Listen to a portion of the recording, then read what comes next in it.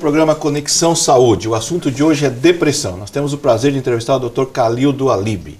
E o assunto, a pergunta que ficou no bloco anterior foi a seguinte: onde a família ajuda e onde a família atrapalha o indivíduo que tem depressão?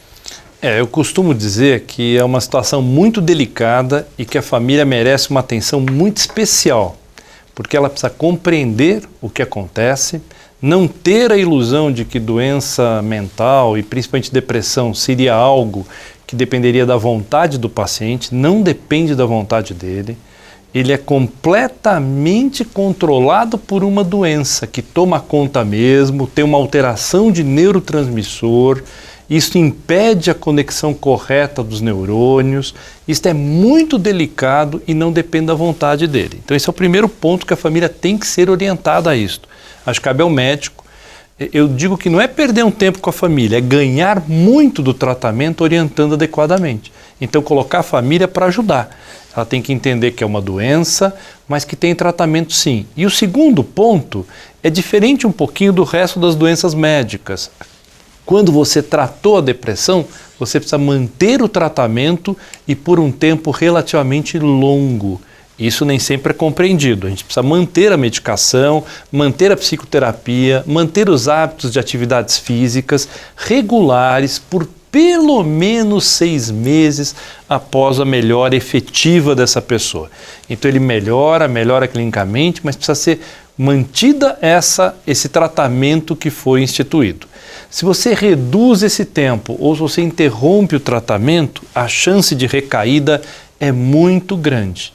Quanto mais episódios de depressão essa pessoa tiver, mais crônica, mais difícil, mais longa é essa instituição que a gente deveria tentar tratar de qualquer jeito, que é a depressão. A depressão tem cura? Eu costumo pensar o seguinte: depressão é um leque muito grande de quadros, mas a partir de um diagnóstico bem feito, de você começar um tratamento e continuar esse tratamento por um tempo adequado, você tem muita chance de ficar muito bem e nunca mais ter depressão na vida. Eu costumo dizer que quem tem depressão é uma pessoa vulnerável a ter outros quadros. Então é alguém que precisa ter um cuidado a mais. Então esse cuidado a mais é ter uma boa saúde mental, é ter um trabalho que seja realmente bom e que o mantenha sempre ativo, ligado, isso é extremamente importante. Quem já teve depressão é alguém que tem que tomar cuidado com a parte física, tem que estar sempre se cuidando. A atividade física é fundamental para o restabelecimento da transmissão dos impulsos nervosos. Tem um hormônio que funciona ali que é basicamente aumentado pela atividade física, que é a endorfina. Então são vários cuidados que alguém que teve depressão tem que ter. É alguém que já teve uma situação e está mais vulnerável, mas ele pode ficar muito bem sim o resto da vida. O senhor lançou 3 livros, eu estou em mãos aqui com um deles, Mergulho na Sombra, é um livro do Dr. Khalil Doualib e Isabel Vasconcelos. Fale um pouco desse livro, doutor, por favor. Então, esse é um livro que nós escrevemos para o público leigo. Os outros 2 livros que a gente escreveu são livros técnicos, são livros para médicos, basicamente, mas esse é um livro sobre depressão nas fases de vida da mulher, porque mulher tem muito mais depressão do que os homens. Então, na vida toda, a depressão na mulher é 2 vezes mais frequente que nos homens. Isso tem uma alteração hormonal muito grande. As mulheres têm muita alteração hormonal entre os 12 e os 60 anos e nessa fase de vida tem muito mais depressão. E a gente considera isto algo hoje que é o que a gente mais estuda na psiquiatria hoje da depressão. A gente estuda os fatores hormonais influenciando a depressão. Isso é o que tem de mais top hoje de estudos.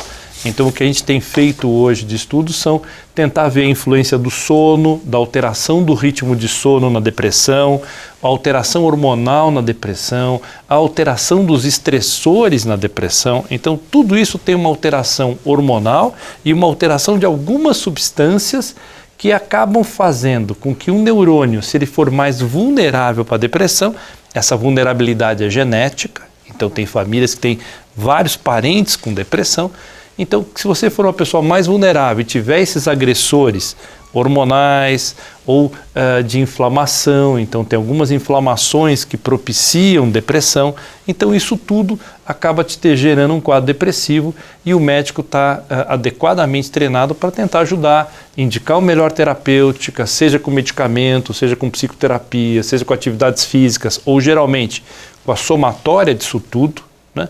Esse geralmente é o tratamento mais adequado e a participação da família, estimulando, ajudando, sem cobrança, sem exigir algo que o paciente talvez não consiga fazer. O senhor esteve no encontro, foi um dos 10 médicos brasileiros que esteve nesse encontro em Harvard. O que tem de novo para combater essa doença? O que a gente tem estudado muito é a depressão influenciando alterações hormonais no cérebro. Então isso a gente sabe muito fortemente hoje, é uma coisa muito delicada que você tem estudado, é que a pessoa com depressão gera uma série de alterações hormonais em vários tipos de hormônios diferentes e o cérebro é como se ele ficasse inflamado. É interessante contar isso sem um desenho assim, mas dá para ver o cérebro numa situação de inflamação com a depressão.